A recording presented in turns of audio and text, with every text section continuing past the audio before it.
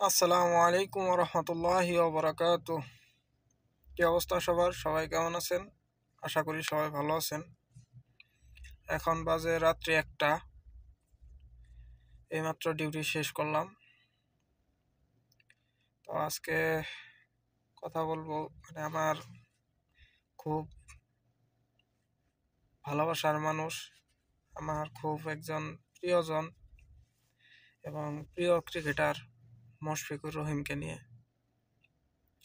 আমি যখন থেকে খেলা দেখি, খেলা বুঝি, তখন থেকে আমি মুশফিকুর রহিমের খুবই ভক্ত। তার খেলা খুবই আমার ভালো লাগতো বা এখনো লাগে। সে যে দলেই খেলুক সেই দলেরই আমি সাপোর্টার। বিপিএল বলেন আর বাংলাদেশ জাতীয় দল বাদে সে যে দলেই খেলুক সেই দলের খেলা আমি অবশ্যই দেখি এবং মনে প্রাণে দোয়া করি সেই দল যাতে চ্যাম্পিয়ন হয়, ভালো খেলে এবং সেও যাতে ব্যক্তিগতভাবে ভালো খেলে। তো সে আজকে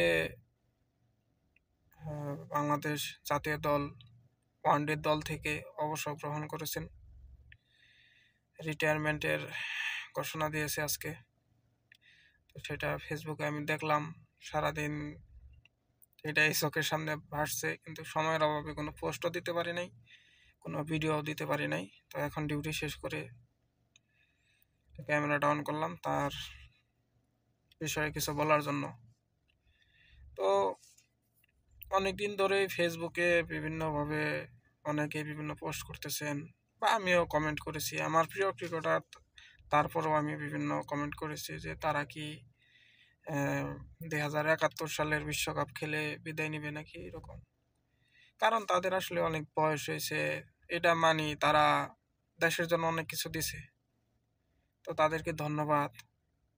কিন্তু এখন তাদের যে অবস্থা, এখন আমাদের নতুন করে প্ল্যান করতে হবে। আগামী বিশ্বকাপের জন্য, 2027 বিশ্বকাপের জন্য প্ল্যান করতে হবে। সেই জন্য তরুণদেরকে এখন থেকে সুযোগ দিতে হবে, তাদেরকে তৈরি করতে হবে।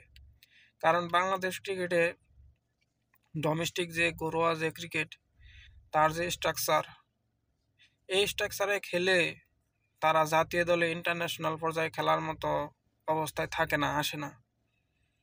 তারা ইন্টারন্যাশনাল খেলে, জাতীয় দলে খেলেই তারা আন্তর্জাতিক মানের প্লেয়ার তৈরি হয় এবং তামিম, মুশফিক, মাহমুদুল্লাহ থেকে শুরু করে সব প্লেয়ারই জাতীয় দলে অভিষেক হওয়ার পর থেকেই, তারা জাতীয় দলে খেলার পর থেকেই তারা স্টার হয়েছে। তো এরকম আমাদের স্ট্রাকচারের জন্য তারা জাতীয় দলে খেলার জন্য, ইন্টারন্যাশনাল লেভেলে খেলার জন্য এরকম প্রস্তুতি থাকে না। তো জাতীয় দলে খেলেই তারা তৈরি হয়, সেজন্য আগামী বিশ্বকাপের জন্য তাদের সুযোগ দেওয়ার দরকার। আপনারা দেখবেন অনেক লিজেন্ড প্লেয়ার টপ ফর্মে থাকার পরেও তরুণদের সুযোগ দেওয়ার জন্য, ভবিষ্যৎ পরিকল্পনার জন্য তারা রিটায়ারমেন্ট করেছে। যেমন আজকেই কিন্তু অস্ট্রেলিয়ার স্টিভেন স্মিথ অবসর গ্রহণ করছে। তো যাই হোক, বেশি কথা বলবো না। তো এইটুকু বলতে চাই যে একজন লিজেন্ড হিসেবে মুশফিকুর রহিম, তামিম ইকবাল, সাকিব আল হাসান, মাহমুদুল্লাহ রিয়াদ, এরা বাংলাদেশের লিজেন্ড ক্রিকেটার, এটা সত্যি বলতেই হবে, মেনে নিতেই হবে। কারণ তারা বাংলাদেশকে, একটা সময় ছিল আমরা শুধু খেলা দেখতাম যে প্লেয়াররা মান সম্মান ভাবে হারবে বা টুকটাক ভালো খেলবে এই আশায়, কিন্তু বাংলাদেশ যে জিততে পারে বা জেতার জন্য খেলা দেখা দর্শকদের শিখাইছে কিন্তু এরা, মুশফিক, মাহমুদুল্লাহরা, তামিম, সাকিবরা।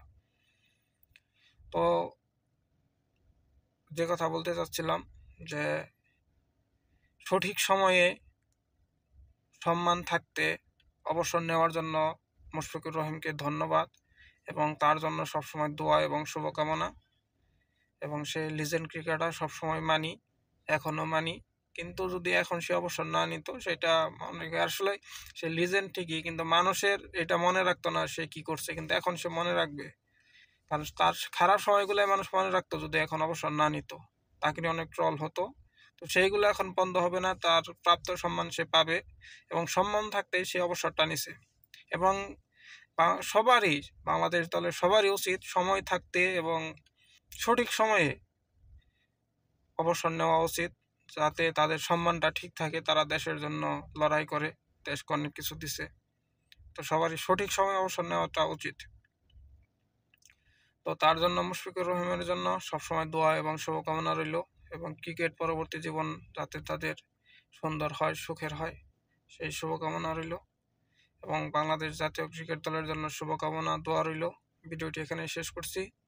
সবার সুস্বাস্থ্য এবং দীর্ঘায়ু কামনা করছি। সবাই আমার জন্য দোয়া করবেন এবং আমার ভিডিওটি যদি ভালো লেগে থাকে অবশ্যই আমার পেজটি ফলো দিয়ে দিবেন, ইউটিউব চ্যানেলটি সাবস্ক্রাইব করে দিবেন, ভিডিওটি লাইক কমেন্ট শেয়ার করে দিবেন। ধন্যবাদ। আল্লাহ হাফেজ। আসসালামু আলাইকুম রহমতুল্লাহ।